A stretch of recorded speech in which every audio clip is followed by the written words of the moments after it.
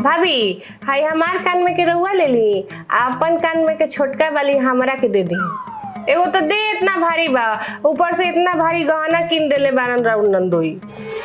जरूर दाल में कुछ काला बा। ई हमर फेवरेट बा, हम ना देहम। अरे ले ली रउआ पर अच्छा लगी। का भइल? मम्मी जी कान में के अदला बदली करेला कहतरी। कैसन कान में के रे? ई तो कान में के तोड़ ना हो। अरे तू नहीं खू जाना तार दामाद किन ले बारन।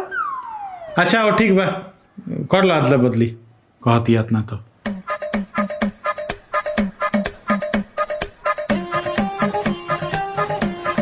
खैली।